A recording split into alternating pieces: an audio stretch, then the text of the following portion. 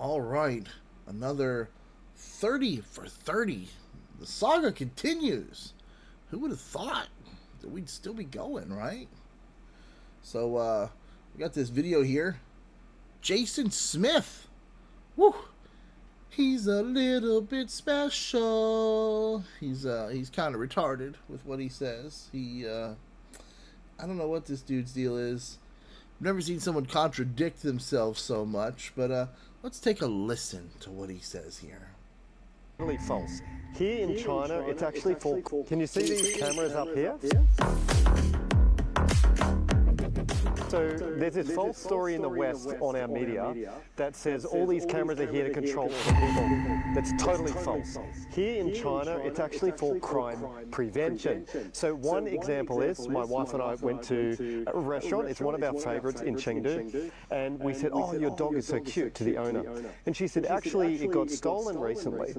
And we said, "What do you mean? Tell us the story." And she told us the story that someone stole the little dog, and within 1 hour, the police tracked down the criminal, went to his house, knocked on the door and said, "Do you have the lady's dog?" And he said, "Yes, I have the dog." And they said, "Return it, please." So within 1 or 2 hours in total, the police found the guy who took the dog and got the dog and returned it back to the owner. That is the reason why there are cameras here in China, because there are 1.4 billion people here. How do you police them all? You need cameras to do that job for you in a lot of cases. And the people are very law-abiding because they know that they cannot get away with crime here. So I think it's an amazing thing. It makes people safe. And it makes this place crime-free. 小红书 Ooh! Crime free. Oh boy. This is gonna be an easy one. So, Jason Smith. Of course, let me start off by saying here. American guy living in China.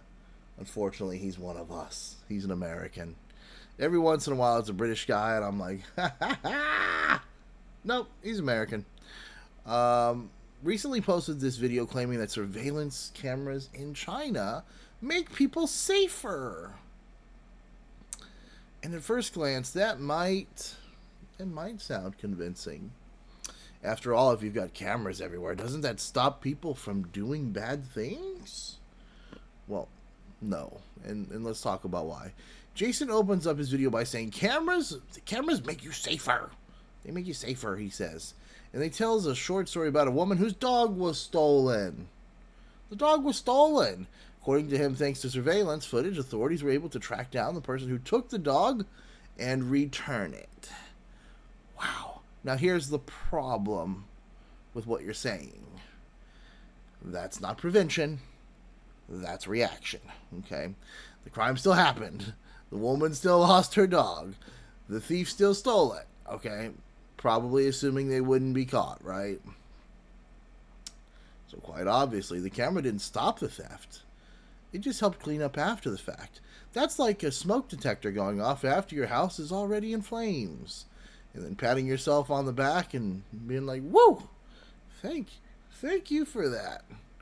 It's useful, sure. But let's not pretend it stopped anything. Surveillance that works after a crime is a prevention. It's tracking, right? And tracking only works when authorities are willing to act, which isn't always the case. Where were the authorities at when the dog was being taken, right? They weren't there. What good is it if they're not there? Especially in countries where selective enforcement is the normal, which is China. But Jason doesn't stop there. He pivots quickly and he starts attacking what he calls a myth. It's a myth in the West. The idea that surveillance is about controlling people. Controlling people. According to him, that's just Western propaganda, he says. Just Western propaganda. Even though it comes from pretty much every country, they talk about this, not just the West. In China, he says, the cameras they're just about safety. But wait, a few seconds before that, he said the presence of cameras deters crime. Why does it deter crime then? Because people are aware that they're being watched. Do you know what that is, Jason? That's called control. That's literally what control is, right? Manipulating behavior through fear of consequences. You're admitting that people modify their actions because they know they're being watched. So how can you, in the very same breath, deny that it's about control? This is the kind of CCP doublethink that's common in propaganda. Two contradictory thoughts presented as truth at the same time, and you're expected to not notice the contradiction.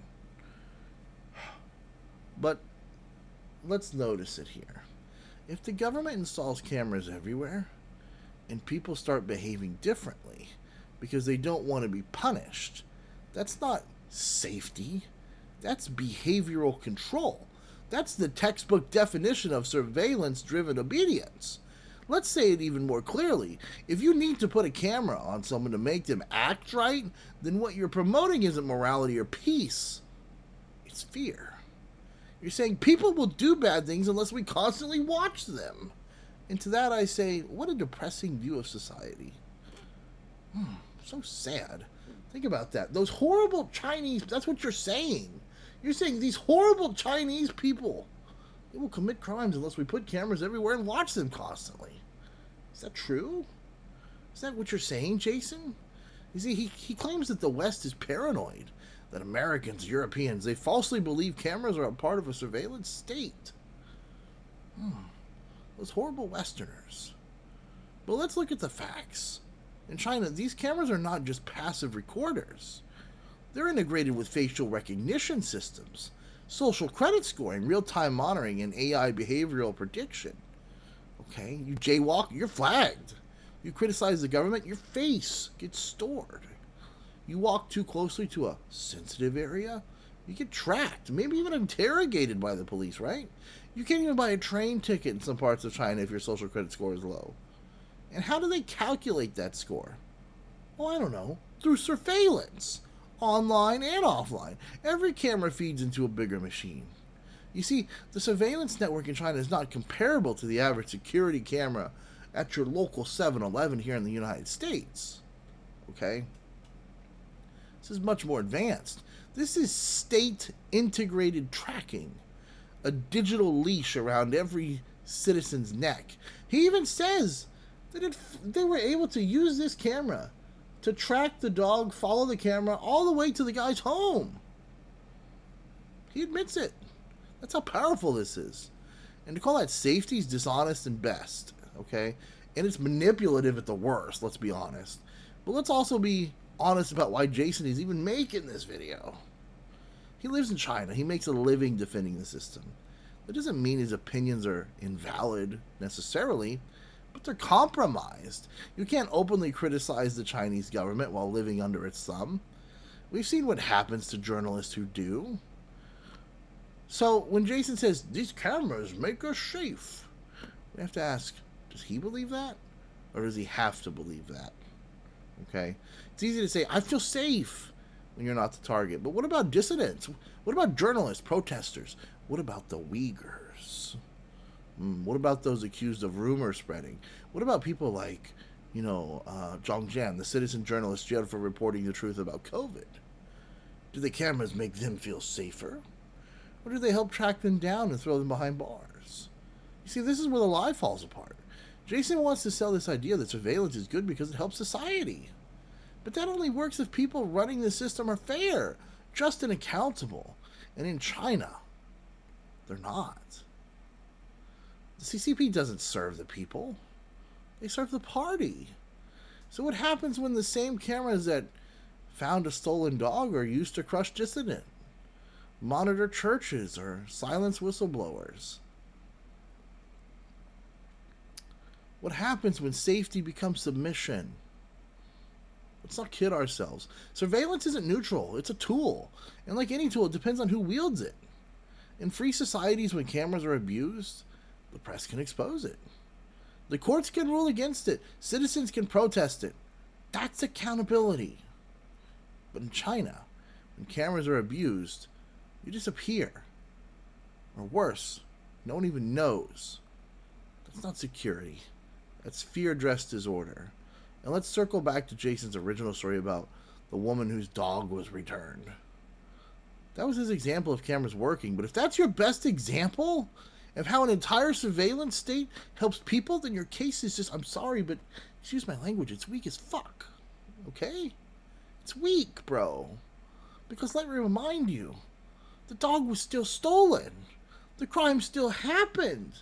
And the camera didn't stop it.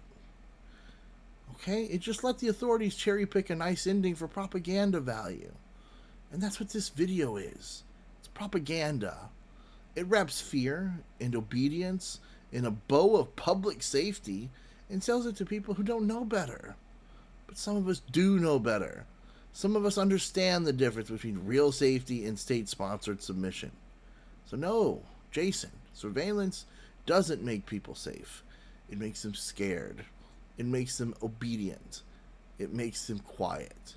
And if your only argument is that people behave better because they're being watched, then you're not describing safety. You're describing a prison. Thanks for watching the 30 for 30. Like, comment, subscribe. Check out the Patreon page. Thank you so much, and have a good day.